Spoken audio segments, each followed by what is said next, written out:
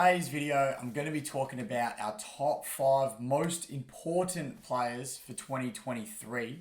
So not necessarily our best players, but just the players that I feel are the most important to the way the team structures up, the style of football we play, and just in terms of the percentage of games won to games lost when these people are in and out of the side. So it was a really tough list to come up with because we are a role-playing type of team, and we've been like that for the last few years. So obviously, our premiership sides on paper aren't the most talented teams, but all those players that are in the side, most of them have a role to play, and it's just on the day we've executed it better than the other side. So that's what's won us our flags in the past, and I feel like that's how we're going to go going forward as well. And a lot of these players, yes, a couple of them are stars and in their own right play with or without a good system, but a lot of these guys just gel so perfectly into our system that it makes them important to the way we line up. So I'll get into it. It was really hard to list 5 through to 1. I've got my reasonings for all of them. So I'll get into it. I'll start with number 5. And number 5 was a controversial one, I think. A little bit interesting. It might be up for debate. A lot of people probably don't have him in their top 5, but I do. And that is Daniel Rioli.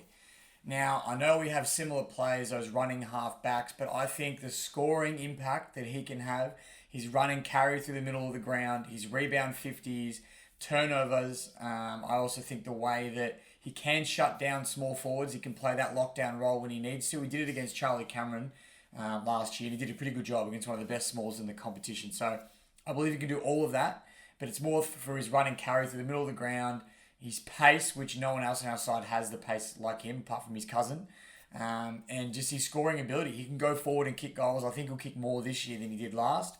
And he probably should have been All-Australian last year as well. He was very stiff to miss out. So Daniel Rioli is number 5 for my top 5 important players. I think he has to be in that mix. Whether he's in your top 5 or not, I don't know, but he'd have to be around the mark, I would imagine, just for the role that he plays and the way that he goes about his football at the moment. So I'm loving him. Number 4 for the last 3 seasons has been my number 1, but due to some pickups we've had in the off-season, I've put him back to number 4, and that's Dion Prestia. Now, like I said, he would have been my number 1 in the past.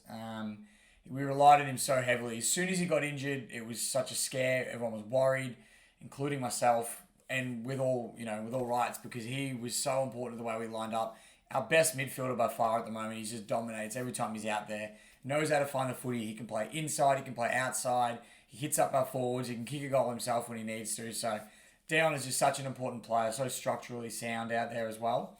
But due to the fact that we've now got Taranto and Hopper, I nearly said, Taranto and Hopper, our reliance on him will hopefully be a lot less than it has been in the past. So hopefully now, if Dion does get injured, which touch wood he doesn't, but if he does get injured or misses games of football this year, we've got those other guys now to back him up, including our other midfielders we already have. So your Koches, Dusties, Jack Graham, Jack Ross if he comes through, some of our younger guys, Sonzi.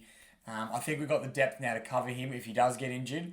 So that's why I still think he's vital to us playing good football, and that's why I've got him at number 4. I mean, imagine a midfield with Taranto, Hopper, Dusty, Dion. You got Cochin rolling through there, Sonzi rolling through there, Jack Ross rolling through there potentially. It's such a good midfield. So number 4 for me was Dion Prestia. Number 3, it could have been number 2, but I put him at number 3, and that's one of our co-captains, Toby Nankervis. And due to the fact that lately we've been going with the one ruckman setup, he's our ruckman. So he's our best ruckman. He's a captain, so he's got the spiritual leader aspect to him as well.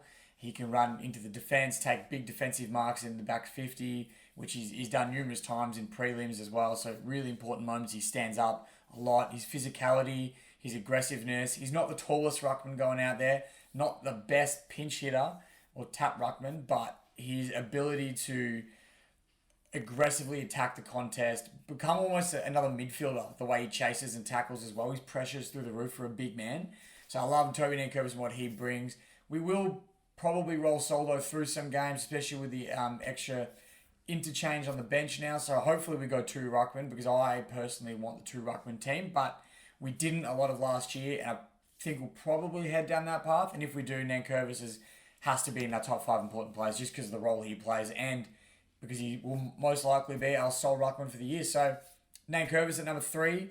Number 2, and we missed him for the back end of last year, and that's our other co-captain, Dylan Grimes. I was tossing up between Grimes and Nick Vostone. The two of them are so vital to the way our backline structures up, but I just thought with Grimes missing late last year, we really felt it.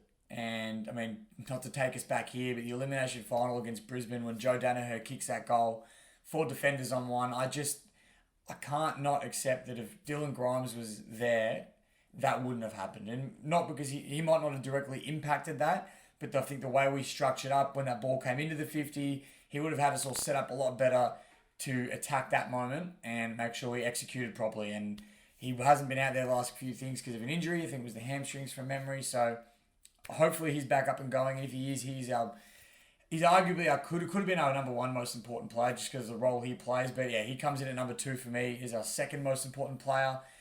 And number 1, the big one, and I think because I've left him out already, you probably know who it is. It's our key forward, big Tommy Lynch. And we saw what he did last year when he played his best footy. He came second in the Coleman medal. I think he had the highest scoring average out of any forward in the competition. He kicked 60 plus goals. Was so vital. He kicked bags late in the end. He kicked like 6, 7, 5, he had great high scoring games towards the back end of the season as well. So he was in flying form, Tommy Lynch. And I think we're such a high scoring team. And with Jack aging and he's at the point that he's at in his career, and you've got Noah Cumberland up and coming as well, not to mention a few of our small forwards that are rolling around down there.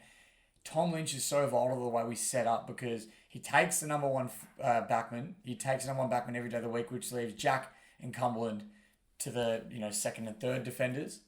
He can push up the ground, so if he's not having the impact he wants deep forward, he pushes up to the high 50, almost to the wing, gets that footy up there, launches it down for us. So he has impact sort of higher up the ground if he needs to as well, and that's another reason why I think he's so important to the way we structure up. And if we want to be that high-scoring team like we were last year and we have been in the past, Lynch is key to that. So for me, Tommy Lynch is our most important player just for the role that he plays, the confidence that he would bring the forwards around him. I think you can't look past him. It's too hard to look past Tommy Lynch for number 1 for me. So they're my top 5.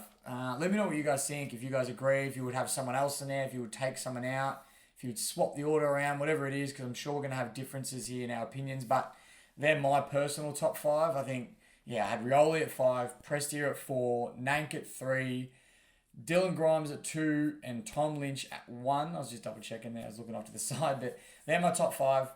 Let me know what you guys think. It's going to be an interesting season to see how all these guys play. If all these 5 boys are on the park every week or most weeks, I think we're going to win more games than we lose, which is a real positive and real upside. And that's not to mention some stars that we've got like Dustin Martin, Shea Bolton, that you could say are arguably our best players. These are just our most important players, I believe. So it's going to be huge. It's going to be absolutely massive. But that is all for today's video. If you want to check me out on the socials, Tiger Dan, I've got them all in the link below. If you want to head across the Pressure Point for just more general football stuff, I've got the link in the bio for that as well as some merchandise we've just dropped. We've got tees, caps, bucket hats, stubby holders, and there will be more coming as well once these first few items start getting out the door and selling. So jump on board if you want to help us support there. That'd be huge. And we do have a challenge at the moment that I want to put out to everybody for Pressure Point, and we're trying to find one round of the AFL season in 2023 where we can attend all 9 games of the season. So obviously it's a massive challenge. I don't believe it's ever been done before, so we would be the first if my information serves me correctly. But I think it'll be a huge challenge. It can't be gather round because that's too easy, and it can't be one of the bye rounds because again, there's not 9 games, and I feel like it's just a bit of a shortcut. So we want to try to do a round where it's going to be hard, and we're pretending that it is obviously an object, but we're going to pretend that money's not an object when choosing a round. That way it makes it a bit easier, and it's more logistically you got to worry about. Still going to be tough. And the second half of the season, the fixture isn't out yet. So we're really working up until the bye rounds right now before we can sort of decide what we're going to do. So help us choose a round that we can get to. We really want to bring everybody on board for this one. We're going to do content for the whole thing. So it'll be an amazing experience for not only us, but hopefully you guys as well. So jump across the Pressure Point, send us a message, see what you guys think, have a look at the round, see what you can work out. And if you personally were going to try and attempt this challenge, which round would you choose? So let us know in the comments. But again, that is all for today's video.